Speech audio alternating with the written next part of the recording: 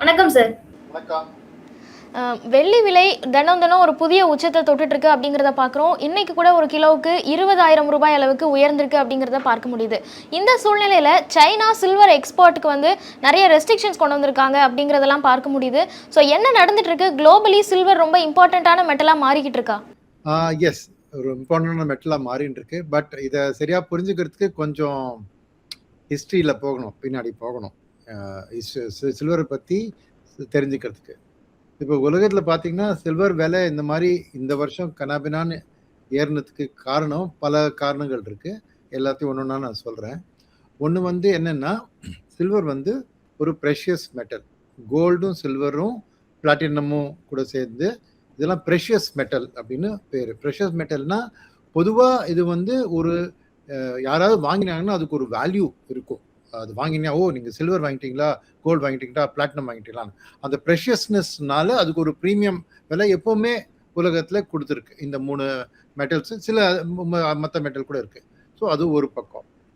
ரெண்டாவது வந்து என்னன்னா, இப்போ இந்த ப்ரெஷியஸ் மெட்டல்ஸ்க்கு வந்து திடீர்னு எங்கேருந்து டிமாண்ட் வந்ததுன்னு பார்த்தீங்கன்னா, கோல்டை பொறுத்த மட்டும் கோல்டு வந்து ஒரு சேஃப் ஹேவன் டிமாண்ட், ரைட்டா? ஸோ அது இன்னும் எப்படின்னு அர்த்தம்னா, எங்குமே உலகத்தில் போர் நடந்தாலோ, ரொம்ப பயங்கரமான இன்ஃப்ளேஷன் ஏறினாலோ, இல்லை டேரிஃப் வார் மாதிரி சூழ்நிலை நடந்தாலோ, கோவிட் மாதிரி சூழ்நிலை நடந்தாலும், இந்த மாதிரி இருக்கிறதுலாம் ஒரு சேஃப்டியில் வைக்கும் போது கோல்டு தான் முதல் நம்பரில் இருக்கு. ஸோ ஆக்சுவலாக இது வந்து பார்த்தீங்கன்னா, உலகத்தில் இந்த ரஷ்யா உக்ரைன் போர்லேருந்து அப்புறம் இண்டோ பாக் போர் கூட நடந்தது, உலகத்தில் நிறைய போர் நடந்திருக்கு இல்லையா? அதுவும் அப்புறம் இந்த டேரிஃபோட போர் இதெல்லாம் சேர்ந்து உங்களுக்கு என்னன்னா ஓரளவுக்கு கோல்டோட டிமாண்டு ஏறின்னு போச்சு. கோல்டோட விலை ஒரு 3-4 வருஷமாவே பயங்கரமா ஏறினதுனால சில்வர் அடுத்தபடியாக ஏறுறது, அந்த ப்ரெஷியஸ் மெட்டலாக அதோட டிமாண்டுனால. இது ஏன் வந்து இன்னும் அதிகரிச்சு ரிட்டர்ன் இன்னமும் அதிகமா கோல்டுதே போச்சு அப்படின்னு பார்த்தீங்கன்னா, இதுக்கு மெயின் காரணம் என்னன்னா, அமெரிக்கா அந்த டேரிஃப் கொண்டு வந்தோடனே எல்லா நாடுகளும் தன்னோட விற்பனை எல்லாமே டாலர்ல பண்ணியிருந்தாங்க. ஆயிலோட விலையும் டாலர்ல தான் தீர்மானிக்கப்படுறது. அண்ட் எல்லாம் பார்த்தீங்கன்னா, ரஷ்யா உக்ரைன் வார் ஆரம்பிச்ச உடனே ரஷ்யாவோட டாலர் சர்ப்ளஸ் எல்லாம் அமெரிக்கா வந்து ஃப்ரீஸ் பண்ணிட்டாங்க. ஸோ அப்போ வந்து எல்லா நாடுமே கொஞ்சம் ஒரு பயம் வந்துடுது. சரி, நாளைக்கு அமெரிக்காவுக்கும் நம்மளுக்கும் சூழ்நிலை சரியில்லைன்னா அவங்க நம்ம டாலர் அசட்டை ஃப்ரீஸ் பண்ணிட போறாங்கிறது நிறைய எமர்ஜிங் மார்க்கெட் நாடுகள், சைனா உட்பட, இந்தியா உட்பட என்ன பண்ணிட்டாங்கன்னா, ஐயோ அந்த அளவுக்கு டாலர்ல வைக்க வேணாம், நம்ம வேற கரன்சியில. இப்போ வேற கரன்சி பார்த்தீங்கன்னா, இப்போ இந்தியாவும் ரஷ்யாவும் சரி அது ரூபிள் ருபி ட்ரேட் பண்ண பார்த்தாங்க. அதே மாதிரி பிரிக்ஸ் கரன்சிக்குள்ள அவங்களுக்குள்ள அந்த கரன்சிலே பட் அதெல்லாம் ஒரு லிமிட்டட் அளவுக்கு தான் பண்ண முடியும். ஸோ அதுக்கு ஆல்டர்னேட்டிவா வேற எந்த கரன்சி மேலேயும் ஒரு ஸ்ட்ராங்கா நம்பிக்கை இல்லாதனால கோல்டுல இந்த சென்ட்ரல் பேங்கர்ஸ், இப்போ இந்தியாவில் ரிசர்வ் பேங்க் இருக்கிற மாதிரி யூஎஸ்ல ஃபெட் மாதிரி ஒரு நாட்டுக்கு ஒரு சென்ட்ரல் பேங்க் இருக்கு. அவங்கெல்லாம் தன்னோட ரிசர்வ்ஸ்ல, இப்போ இந்தியாவோட பார்த்தீங்கன்னா $700 பில்லியன் சொல்றோம். பட் பேருக்கு தான் டாலர்லன்னு சொல்றோம் தவிர அதுல கிட்டத்தட்ட 10% கோல்டில் வச்சிருக்காங்க ஆர்பிஐ. ஸோ அந்த மாதிரி ஒரு நாடும் கொஞ்சம் கொஞ்சமா அந்த கோல்டை வந்து இன்க்ரீஸ் பண்ணாங்க ஆஸ் சேஃப் ஹேவன். ஏன்னா யூஎஸ் மேல நம்பிண்டு டாலர் மேல நம்பி போடவானா. ஸோ இதுக்கு பேர் தான் டி டாலரைசேஷன் அப்படிங்கிற ஒரு வார்த்தை. அதாவது டாலர்ல இருந்து எடுத்து இன்னொரு இடத்துல பணத்தை பார்க் பண்ணி சேஃபா வச்சுக்கிறது, அதுக்கு கோல்டு தான் நம்பர் 1, ரைட்டா? ஸோ இந்த கோல்டோட ரேலி தான் முக்கியம் இதுல சில்வரை புரிஞ்சுக்கிறதுக்கு. ஸோ இந்த டி டாலரைசேஷன்னால கோல்டோட ரேலி ஏற ஆரம்பிச்சது. ஸோ அப்போ கோல்டோட விட பயங்கரமா ஏறினோன்னு என்ன ஆயிடுச்சுன்னா, சில்வர் ஒரு ப்ரெஷியஸ் மெட்டல். அண்ட் ஹிஸ்டாரிக்கலா பார்த்தீங்கன்னா 60:1 அந்த ரேஷியோ வந்து கோல்டு ப்ரைஸுக்கும் சில்வர் ப்ரைஸுக்கும் 60-70 தான் லாங் டேர்ம் ஒரு ஆவரேஜ். பட் கோல்டு விலை ஏறி ஏறி ஏறி போறதுனால அது 95-90 தாண்டிடுச்சு. ஸோ 95-90 தாண்டின உடனே எல்லாரும் ஐயோ கோல்டு மட்டும் இந்த மாதிரி ஏறுறது, சில்வர் ஏற வேணாமான்னு சொல்லிட்டு இந்த சென்ட்ரல் பேங்கர்ஸே ஃபர்ஸ்ட் என்ன பண்ணாங்கன்னா, கொஞ்சம் கோல்டுலேருந்து கொஞ்சம் சில்வருக்கு அலோகேட் பண்ண ஆரம்பிச்சாங்க. ஏன்னா சீப்பரா கிடைக்கிறது, அது ஒரு ப்ரெஷியஸ் மெட்டல். ஓகே, ஸோ கோல்டோட ரேலி பயங்கரமா ஆனதுனால அதை கேட்சப் பண்றதுக்காக சில்வரோட ரேலி ஆரம்பித்து விட்டது. ஸோ ஃபர்ஸ்ட் காரணம் கோல்டோட ரேலி தான் சில்வரோட ரேலி காரணம். ஏன்னா அந்த ரேஷியோ இப்போ அந்த 87 கிட்ட வந்திருக்கு. ஏன்னா சில்வர் இப்போ லாஸ்ட் இயர்ல கோல்டோட அதிகமா விலை ஏறிடுது. ஸோ 95 லெவல்லேருந்து 87 வரைக்கும் இறங்கிடுது. ஆனால் 87லேருந்து 70 வரைக்கும் போனோம். ஹிஸ்டாரிக்கலா கோல்டு சில்வர் ரேஷியோ மீட் பண்ணணும், சில்வர் விலை இன்னும் ஏற வேண்டிய ஒரு சூழ்நிலை வரலாம். ஸோ இது வந்து purely technicals, gold silver ratio analysis base பண்ணி நான் வந்து சொல்றேன். ஸோ இப்போ அவுட்லுக் பார்த்தீங்கன்னா கோல்டுக்கும் அவுட்லுக் இந்த கடந்த வர வருஷத்துல இன்னும் ஏறதான் போகிறது. ஸோ அப்போ சில்வர் வேல்யூ இதனாலேயே ஏறலாம். So number 1. நம்பர் 2, கோல்டுக்கும் சில்வருக்கும் ஒரு வித்தியாசம் இருக்கு. என்னன்னா கோல்டுக்கு இண்டஸ்ட்ரியல் யூசேஜ் அதிகமாக கிடையாது. கொஞ்சம் ஏதோ ஒரு 5% கொஞ்சம். பட் 60% சில்வரோட யூசேஜ் வந்து இண்டஸ்ட்ரியல் டிமாண்ட். அப்புறம் பார்த்தீங்கன்னா ஒரு 17% ஜுவல்லரி டிமாண்டு. ஓகே, அப்புறம் இன்னொரு 15-20% வந்து இன்வெஸ்ட்மெண்ட் டிமாண்ட். எப்படி வருது இதுன்னா, ஒன்று சொன்னேன் இல்லையா, நான் அந்த சாவரின் வெல்த் ஃபண்ட்லாம் சில்வர் வாங்குறாங்கன்ட்டு. பட் அந்த சில்வர் விலை ஏறதை பார்த்து ரீட்டைல் நபர்கள் அமெரிக்கா, யூரோப், இங்கிலாந்து அங்கெல்லாம் அவங்க சில்வர் இடிஎஃப்ல பணம் போட ஆரம்பிச்சாங்க. ஏன்னா நல்ல ரிட்டர்ன் கிடைக்கிறதுன்னு சொல்லிட்டு அவங்க அசெட் அலோகேஷன்ல சில்வர்ல போட ஆரம்பிச்சாங்க. ஸோ என்னன்னா அந்த இடிஎஃப்ல பணம் போட்டாலே ஆட்டோமேட்டிக்கா அந்த அளவுக்கு சில்வர் வாங்கணும் அப்படின்னு ஒரு கட்டுப்பாடு. ஸோ இந்த ரீட்டைல் டிமாண்ட் இருக்கு, அதுவும் ஒரு 17%. அது தவிர மற்றபடி silver vessels, silver silver items இருக்கு, அது பேலன்ஸ். ஸோ ரஃபா ஒரு 60, 17, 17, 35, 95, ஒரு 5% பாக்கி. ஸோ இந்த 60% இண்டஸ்ட்ரியல் டிமாண்ட் எங்கேருந்து வருது? அந்த இண்டஸ்ட்ரியல் டிமாண்ட் அதுன்னு பார்க்கணும். அந்த 60% இண்டஸ்ட்ரியல் டிமாண்ட்ல 70% ஆஃப் 60% 3 ஏரியா, அதுதான் ஃபாஸ்ட் க்ரோயிங் ஏரியா. என்னன்னா ஒன்று வந்து சோலார் செல்ஸ். இந்த சோலார் எனர்ஜிக்கெல்லாம் சில்வர் தேவைப்படுது. ஏன்னா சில்வர் வந்து ஒரு எக்ஸலண்ட் கண்டக்டர் ஆஃப் எலக்ட்ரிசிட்டி. அது புரிஞ்சுக்கணும். மற்ற மெட்டல் கம்பேரிசன்ல எலக்ட்ரிசிட்டி ஒரு இடத்துல இப்படி போட்டிங்கன்னா, ஒரு சில்வரை யூஸ் பண்ணீங்கன்னா அதோட லாஸ் சில்வர்னால தான் கம்மி. காப்பர், அலுமினியம்லாம் நம்ம வீட்டுக்கெல்லாம் யூஸ் பண்றோம் எலக்ட்ரிசிட்டி டிரான்ஸ்மிஷனுக்கு. பட் சில்வரை யூஸ் பண்ணீங்கன்னா அது வந்து கம்ப்ளீட்டா அந்த எலக்ட்ரிசிட்டியை லாஸ் இல்லாமல் டிரான்ஸ்மிட் பண்ணும். ஸோ அதனால சில்வர் வந்து இந்த மாதிரி சோலார் செல்ஸ், அதாவது உலக சூரியனோட எனர்ஜி எடுத்து அது ஸ்டோரேஜ் ஃபார்ம்ல பேட்டரியில கன்வெர்ட் பண்ற இதுல சில்வர் ரொம்ப பயன்படுத்துறது. அது ஒண்ணு. ரெண்டாவது, இதுக்கு பேர் தான் போட்டோ வோல்டாயிக் செல்ஸ்னு பேர். என்னன்னா போட்டோனா சன்லைட், வோல்டாயிக்னா எலக்ட்ரிசிட்டி. போட்டோ வோல்டாயிக் செல்ஸ்னு நீங்க பேர் கேள்விப்பட்டிருக்கீங்க. ரெண்டாவது வந்து எலக்ட்ரிக் வெஹிக்கிள்ஸ். எலக்ட்ரிக் வெஹிக்கிள்லயும் அந்த பேட்டரிகள் இருக்கியா, அதுலயும் இந்த சில்வரோட எக்ஸலண்ட் கண்டக்டிங் இருக்கிறதுனால அது வந்து எலக்ட்ரிக் வெஹிக்கிள் பேட்டரிஸ்க்கு, எலக்ட்ரிக் வெஹிக்கிள்ஸ்க்கு ரொம்ப முக்கியமா தேவை. ஸோ ரெண்டாவது. மூணாவது என்னன்னா உங்களோட செமிகண்டக்டர். இன்னும் அங்கேயும் வந்து மைக்ரோ லெவலில் உங்களுக்கு எலக்ட்ரிசிட்டி டிரான்ஸ்மிஷன் இருக்கு இல்லையா. ஸோ செமிகண்டர் இதெல்லாம் உங்கள் டெலிஃபோன்ஸ், உங்கள் மொபைல் ஃபோன்ஸில் யூஸ் ஆகுது, அந்த எல்லா செமிகண்டர் அப்ளிகேஷன் ஆகுதுலையும் இருக்கு. ஸோ இதில் என்ன ஆயிடுச்சுன்னா, இந்த மூணுமே இப்போ ஃபாஸ்டஸ்ட் க்ரோயிங் இண்டஸ்ட்ரி. ஏன்னா உலகம் எங்கேயும் எல்லாருமே ஆயில் மேலே டிபெண்டன்ஸை குறைச்சி க்ரீன் எனர்ஜியில் மாற்றணுங்கிறாங்க. அதே மாதிரி பெட்ரோல் டீசல் வண்டி ஓட்டாம எலக்ட்ரிக் வெஹிக்கிளுக்கு மாறுறாங்க. மொபைல் ஃபோன் யூசேஜ் வளர்றது உங்களுக்கு ஏற்கனவே தெரியும். ஸோ இந்த கோல்டுக்கு இல்லாம சில்வருக்கு ஒரு இது இருக்கிறது என்னன்னா, இந்த 60% இண்டஸ்ட்ரியல் டிமாண்ட், அது உள்ள 70% இந்த 3 ஃபாஸ்டஸ்ட் க்ரோயிங் இண்டஸ்ட்ரியிலேருந்து வர டிமாண்ட். இது தவிர உங்களுக்கு இந்த இடிஎஃப்ல பணம் போட்டு நிறைய பேர் இந்த பாஸ்ட் ரிட்டர்ன்ஸை சேஸ் பண்றாங்க. ஸோ சில்வருக்கு அதிகமாக ஒரு ஸ்பீடு கொடுக்கறது ப்ரைஸ் ரைஸ்க்கு இது. ஸோ இதனால என்ன ஆயிடுச்சுன்னா, உலகத்துல இன்னொரு பிரச்சனை, சில்வர் பிரச்சனைன்னு சொல்லக்கூடாது, சில்வரோட ரிட்டர்னுக்காக காரணம் என்னன்னா, உலகத்துல பாத்தீங்கன்னா டோட்டலா 60% ஆஃப் த மைனிங், மொத்த ப்ரொடக்ஷன் ஆஃப் சில்வர் இருக்கு இல்லையா, இன்னைக்கு டிமாண்ட் மீட் பண்றதுக்கு எங்கே வருதுன்னா 80% மைன் மணி, அதாவது பூமியிலேருந்து எடுத்து மைன் பண்றாங்க. ஒரு 20% ரீசைக்கிள் ஆகுது. எப்படி நம்ம கோல்டு ஜுவல்லரி போய் எக்ஸ்சேஞ்ச் பண்றோம், அந்த மாதிரி சில்வரும் எக்ஸ்சேஞ்சில் இருக்கு. பிளஸ் நிறைய யூசேஜ்ல சில்வர் வந்து ஒரு கேட்டலிஸ்டா தான் யூஸ் ஆகுது. அதாவது அது ஃபுல்லா அதோட இது யூஸ் கன்சியூம் ஆகல, அதை யூஸ் பண்ணிட்டு திருப்பி அதை ரீயூஸ் பண்ணலாம். ஸோ அந்த மாதிரி வந்து ஒரு 20% ஆஃப் வேர்ல்டு சில்வர் ஓட ப்ரொடக்ஷன் வந்து ரீசைக்கிள்டு சில்வர். 80% மைனிங். எங்கேருந்து வருது இந்த மைனிங்?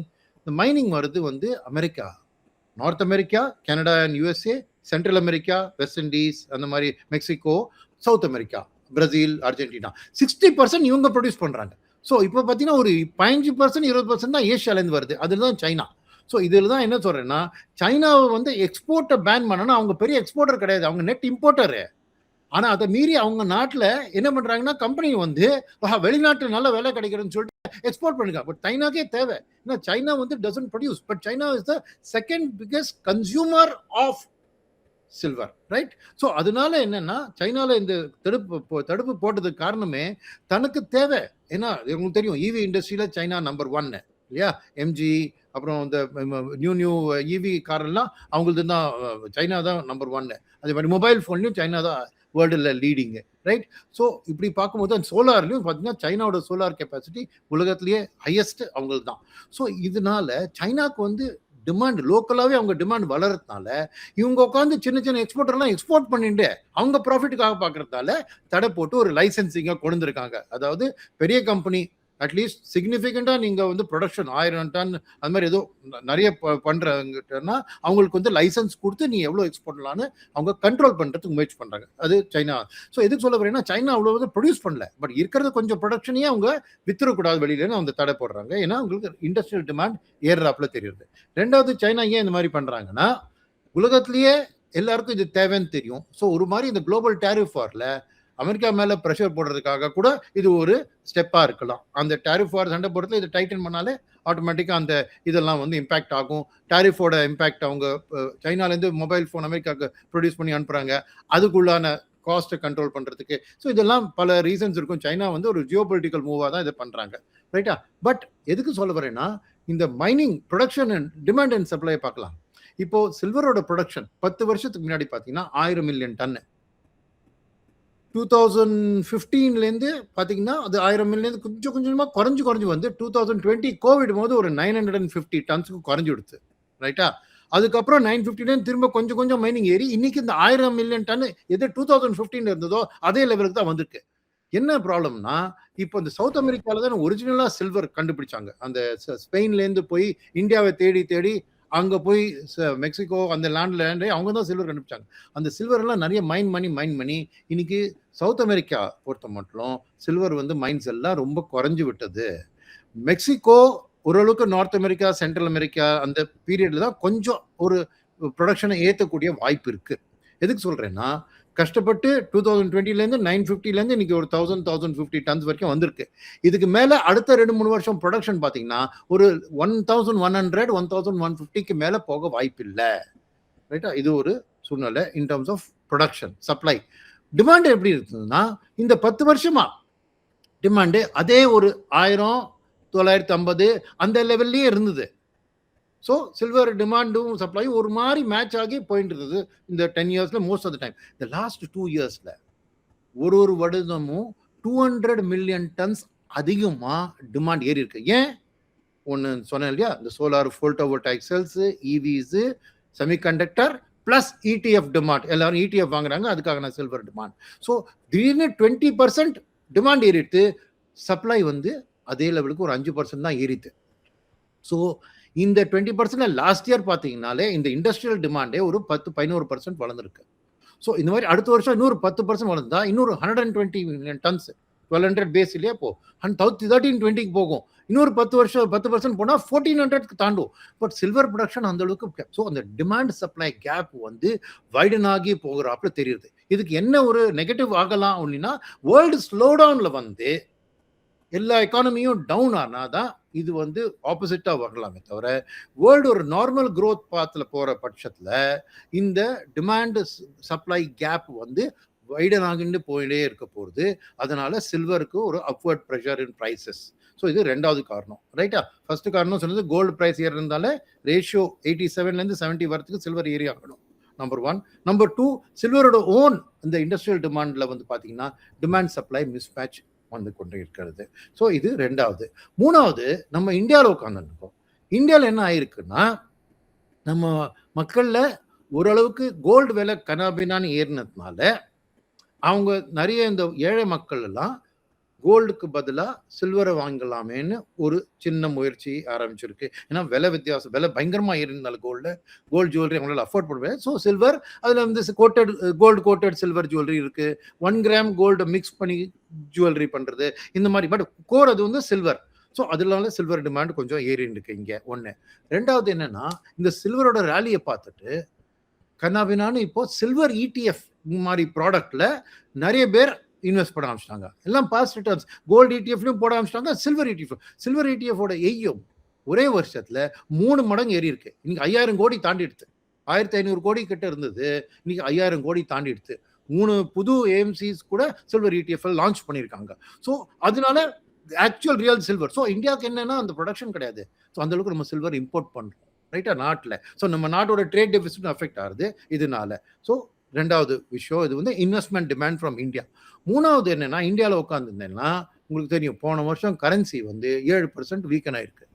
அதனால local Indian price of gold and silver பார்த்தீங்கன்னா இன்டர்நேஷனல் பிரைஸோட இன்னமும் அதிகமாக இங்கே ஏறினது காரணம் கரன்சியோட டிப்ரிசியேஷன், ரைட்? ஸோ இந்தியாவில் அதோட வாங்குறவங்களுக்கு பாதிப்பு, இன்வெஸ்ட் பண்ணவங்களுக்கு லாபம், அப்படி தான் சொல்லணும். பட் இந்த 3 காரணங்கள் சேர்ந்து தான். ஸோ ஃபியூச்சர் அவுட்லுக் பார்த்தீங்கன்னா இப்போ ருபி ஆல்ரெடி ஒரு வருஷத்தில் 7% வீக்கன் ஆகல, அடுத்த வருஷம் இதே மாதிரி 5-7% வீக்கன் ஆகும்னு யாருமே சொல்றது இல்லை. பட் அட்லீஸ்ட் ஒரு 2.5 to 3% டிப்ரிசியேஷன் இருக்குன்னா அந்த 2.5 to 3% உங்களுக்கு சில்வரோட விலையில ஆட்டோமேட்டிக்காக ரிட்டர்ன் மூலமாக தெரிஞ்சிடும், ரைட்? ஸோ இதெல்லாம் கூட்டி கழிச்சு பார்த்தா இங்கே கேட்டது கேள்வி ஒன்றே தான் எக்ஸ்பேண்டாக நான் வந்து ஃபுல் திங்கையும் கவர் பண்ணி ஆன்சராக கொடுத்துருக்கேன். ஸோ டெஃபினட்டாக சில்வரோட அவுட்லுக் அடுத்த வருஷம் 2 வருஷத்துக்கு பாசிட்டிவாக தெரியுது. திரும்ப சமரைஸ் பண்ணுறேன் என்னத்தினாலன்ட்டு. ஃபர்ஸ்ட் வந்து கோல்டோட விலையை ஏறுற மாதிரி தெரியுது. அந்த கோல்டு சில்வர் ரேஷியோ திருப்பியும் அந்த பழைய ரேஷியோ 70 கிட்ட போகணும்னா சில்வர் கோல்டோட அதிகமாக வளர்ந்தாகணும், நம்பர் 1. நம்பர் 2, இண்டஸ்ட்ரியல் டிமாண்ட் வந்து வருஷத்துக்கு 10-12% ஏறுறது. சில்வரோட ப்ரொடக்ஷன் உலகத்தில் ஃப்ளாட்டாக இருக்குது, ஒரு 5% கூட வருஷத்துக்கு ஏற மாட்டேங்கிறது, 2வது ரீசன். 3வது ரீசன் நம்ம டொமஸ்டிக் இன்டர்நேஷனலில் கூட இந்த டீடாலரைசேஷன் மூவ் கோல்டு அண்ட் சில்வர் ரெண்டுத்தையும் அஃபெக்ட் பண்ணுறது. 4வது ரீசன், இந்தியாவில் உட்காந்துட்டிங்கன்னா உங்களுக்கு ருப்பியோட டிப்ரிசியேஷன் ஆட்டோமேட்டிக்காக சில்வர் ப்ரைஸ்லையும் தெரியுது. ப்ளஸ் அது வந்து இப்போ மக்கள் வந்து இந்த ரிட்டர்னை பார்த்ததுனால இன்னும் அதிகமாக ஒரு மாதமும் ஆம்ஃபியோட டேட்டாவில் பார்த்தீங்கன்னா இடிஎஃப்ல பணம் இன்னும் அதிகமாக போட்டுருக்காங்க. ஸோ ஆட்டோமேட்டிக்காக அந்த demand creates the price pressure. So அடுத்த வருஷத்துக்கு டெஃபினட்டாக உங்களுக்கு கோல்டும் சரி சில்வரும் சரி நல்ல ரிட்டர்ன் கொடுக்கும். பட் அதுக்காக ஒரே தெரியா லாஸ்ட் டைம் வந்த மாதிரி 70 to 150% ரிட்டர்ன் இருப்பதை டபுள் டிஜிட் ரிட்டர்ன் நீங்கள் எதிர்பார்க்கலாம் இந்த வருஷம் கூட சில்வர்லேருந்து, in fact also from gold. But silver கொஞ்சம் அதிகமாக கொடுக்க வாய்ப்பு இருக்கு ஃபார் த ரீசன்ஸ் நான் சொன்னதுனால. ஏதாவது கேள்வி இன்னும் இருந்து? ஷியோர் சார், நீங்கள் ரொம்ப டீட்டெயிலாக எக்ஸ்பிளைன் பண்ணியிருக்கீங்க. பட் நம்ம ஃபஸ்ட்டு ரீசன் சொன்னோம்ல, கோல்டுக்கும் சில்வருக்கும் நடுவில் இருக்கிற அந்த ரேஷியோ கம்மியாகணும் அப்படின்னு. ஸோ இந்த ரேஷியோ கம்மியாகுது அப்படின்னா வெள்ளியினுடைய விலையோ இல்லை தங்கத்தினுடைய விலையோ குறைய போகுதுன்னு அர்த்தம் இல்லைல்ல? தங்கம் ஏறிட்டே இருக்குது, சில்வர் ஸ்டெடியாக இருக்குது அப்படின்னா கூட ரேஷியோ பக்கத்தில் வரும் தானே? இல்லை இல்லை, தங்க விலையோட சில்வர் விலை அதிகமாக ஏறினா தான் அந்த ரேஷியோ நார்மலைஸ் ஆகும். ஓகே, புரிஞ்சுங்களா?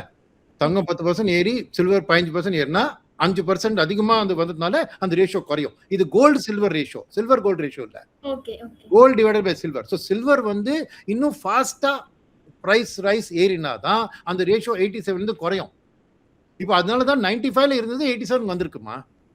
ஏன்னா சில்வர் வந்து லாஸ்ட் 1 இயர்ல பார்த்தீங்கன்னா 150% ரிட்டர்ன் கொடுத்துருக்கு இல்லையா? பட் கோல்டு வந்து உங்களுக்கு 60% தான் ரிட்டர்ன் கொடுத்துருக்கு. ஸோ அந்த வித்தியாசம் தான் இந்த ரேஷியோ குறைக்கிறது. ஸோ அந்த ரேஷியோ லாங் டேர்மில், அதாவது இமிடியேட்டாக நடக்கணும்னு அவசியம் இல்லை, இட் மே டேக் 2-3 இயர்ஸ் அந்த ரேஷியோ நார்மலைஸ் ஆகுது. ஓகே, சைனாவில் ஒரு இன்டர்னல் டிமாண்ட் இருக்குது, அதனால தான் எக்ஸ்போர்ட்டுக்கு வந்து ரெகுலேஷன்ஸ் கொண்டு வந்திருக்காங்க அப்படிங்கிறத பேசணும். ஸோ இந்த இன்டர்னல் டிமாண்ட்னால அவங்க இந்த மாதிரியான முடிவு எடுக்கிறாங்க. இதனால குளோபலி சைனாவால் சில்வர் ப்ரைஸை இன்ஃப்ளூயன்ஸ் பண்ணுறதுக்குலாம் பாசிபிலிட்டி இல்லை தானே சார்? இப்போ சைனா வந்து சில்வர் ப்ரைஸை கண்ட்ரோல் பண்ணுறது இல்லை. உலகத்தில் 3 எக்ஸ்சேஞ்ச் இருக்குமா. London metal exchange, Chicago commodity exchange COMEX, Shanghai exchange, Hong Kong Shanghai exchange, ரைட்டா? ஸோ இந்த ஹாங்காங் ஷாங்காய் எக்ஸ்சேஞ்ச் லெவல் தான் ஓரளவுக்கு சைனா கண்ட்ரோல் பண்ண முடியும். பட் நீங்கள் பார்த்தீங்கன்னா இதுலேயே ஆர்பிட்ராஜ் இருக்குது. ஷாங்காயில் விற்கிற விலைக்கும் காமெக்ஸ் சிகாகோ இண்டெக்ஸ் இருக்குமே விலை வித்தியாசம் இருக்குது. ஸோ சைனாவில் உலக இதை வந்து கண்ட்ரோல் பண்ணுறதுக்கு முடியாது. அவங்க அட்லீஸ்ட் சப்ளை லோக்கலாக வந்து அந்தளவுக்கு இம்போர்ட் குறையும் இல்லையா, அதுக்காக பண்ணுறேன். ஓகே, சில்வர் ப்ரைஸை சுற்றி இப்போ என்ன நடந்துட்டு இருக்கு அப்படின்னு நிறைய மக்களுக்கு பெரிய டவுட் இருந்தது. அதை ரொம்ப கிளியராக எக்ஸ்பிளைன் பண்ணியிருக்கீங்க. Thank you so much sir.